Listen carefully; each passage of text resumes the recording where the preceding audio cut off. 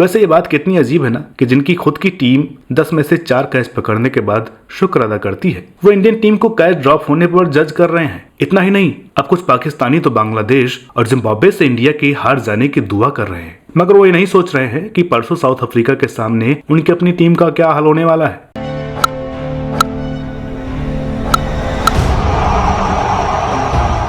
लीजिए दोस्तों, जिसका डर था वही हुआ। भारत साउथ अफ्रीका से मैच हार गया। इस हार की वजह यूं तो कोई फ्लॉप चल रहे राहुल को बोल रहा है, कोई रन पिटवाने वाले अश्विन को और कोई कैच छोड़ने वाले कोहली को भी दोष दे रहा है। वाह क्या एक्टिंग कर रहा है। मगर क्रिकमाइंड के हिसाब से इंडिया की इस हार के पीछे बस पाकिस्तान का हाथ है, क्योंकि पाकिस्तानी जहां भी जाते हैं अपनी फूटी किस्मत साथ ले जाते हैं।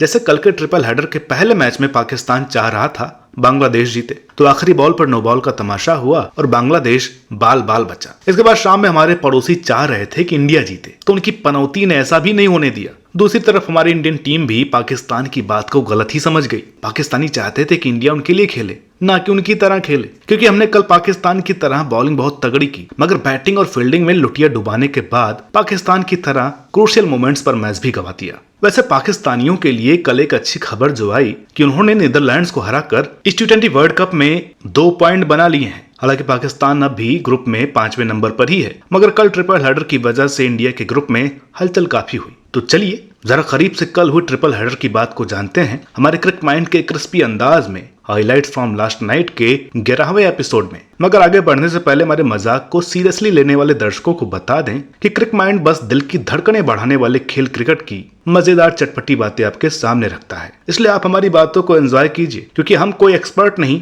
बस एक फैन है और यहाँ ज्ञान नहीं बस रिएक्शन देने आते हैं। वो रिएक्शन जो एक प्लेटफॉर्म के जरिए अपनी बात हल्के फुल्के अंदाज में आप तक पहुंचती है। इसलिए आगे के एपिसोड को दिमाग को साइड में रखकर बड़ा दिल करके खुशी से देखिए। चलो भाई देखो अब मैं क्या करता हूँ।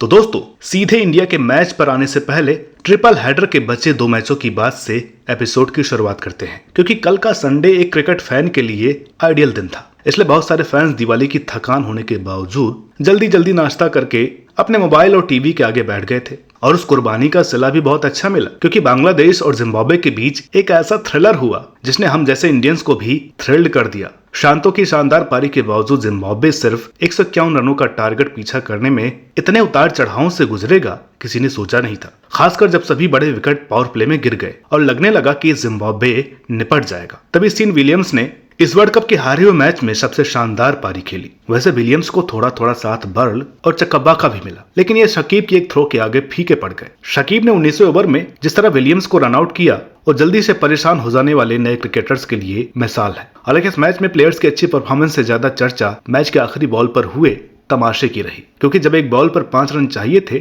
और मुजरबानी शॉट मिस कर गए, तो सबने बांग्लादेश को जीता हुआ मानकर हाथ मिलाए और जश्न शुरू हो गया। मगर वहीं थर्ड अंपायर ने देखा कि कीपर नूरुल हसन ने बॉल विकेट से आगे पकड़ी है। फिर क्या था, प्लेयर्स वापस आए, मैच दोबारा हुआ और मुजरबानी को एक बॉल पर 4 रन बनाने का मौका मिला।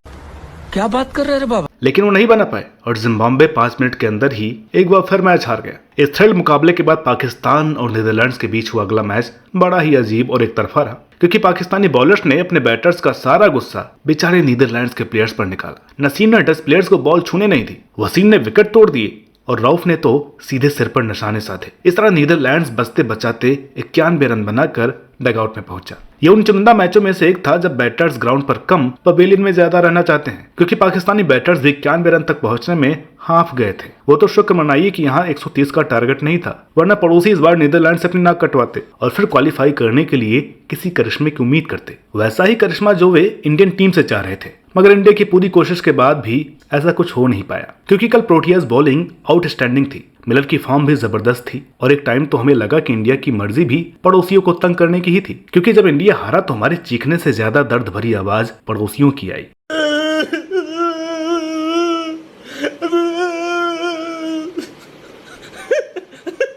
वो फिर ट्विटर पर शुरू हो गए विराट कोहली और रोहित शर्मा की इंटेंट को लेकर। सब सीना पीट रहे हैं कि उन्होंने खराब फील्डिंग नहीं की होती तो शायद इंडिया जीत जाता। वैसे ये बात कितनी अजीब है ना कि जिनकी खुद की टीम 10 में से 4 कैच पकड़ने के बाद शुक्र अदा करती है, वो इंडियन टीम को कैच ड्रॉप होने पर जज कर रहे हैं।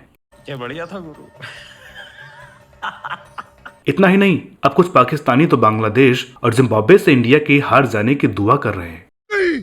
मैं नहीं मानता। मगर वो ये नहीं सोच रहे हैं कि परसों साउथ अफ्रीका के सामने उनकी अपनी टीम का क्या हाल होने वाला है, क्योंकि जिस फॉर्म में साउथ अफ्रीकी बॉलिंग है वो कहीं पाकिस्तानी बैटर्स का करियर न तबाह कर दे। वैसे भी शोएब अख्तर, वसीम अकरम और सलमान बट अपने ही प्लेयर्स की खूब रील धो रहे हैं। खैर, पाकिस्तान का जो भी हो, हमें क्या, हमें तो अपनी टीम की परफॉर्मेंस से मतलब होना चाहिए। और जरा राहुल से सवाल पूछने चाहिए कि भाई क्या हो गया है, रन नहीं बना रहे थे, वहां तक ठीक था, मगर अब 1 दर्जन बॉल हजम करने के बाद बिना कुछ रन बनाए आउट हो जा रहे हो। राहुल भाई, साफ साफ बता दो, अगर आपका मन खेलने का नहीं है तो हम उम्मीद ही नहीं करेंगे, क्योंकि बार बार इस तरह से आपका सस्ते में आउट होना किसी दिन हम कमजोर दिल वाले फैंस की जान ले लेगा।